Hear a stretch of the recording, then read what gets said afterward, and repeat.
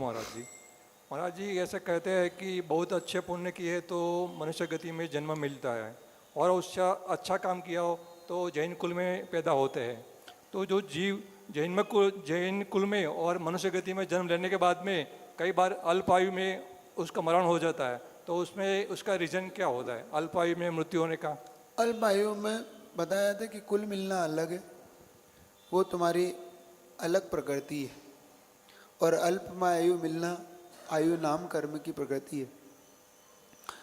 जिसने किसी को असमय में उसे मृत्यु की मुख में पहुंचा दिया हो, गर्भपात कराया हो, गर्भपात कराने की अनुमोदना की हो, किसी को उनके पुत्रों से विच्छेद करा दिया हो, अथवा उसने ऐसा कार्य किया हो जैसे उसका कोई दंड ना हो लिया हो, प्रायश्चित ना लिया हो, तो ऐसे जीव को अल्प आयु प्राप्त होती है।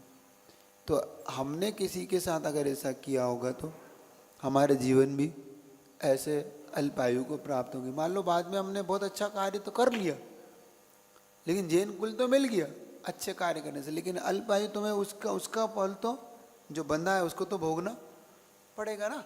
इसलिए तो अल्प आयु के लिए ये भी मुख्य कारण बन जाता है। तो इसलिए ऐसे कोई कार्य मत करो जिससे तुम्हें अल्प आयु प्राप्त हो। नमस्ते।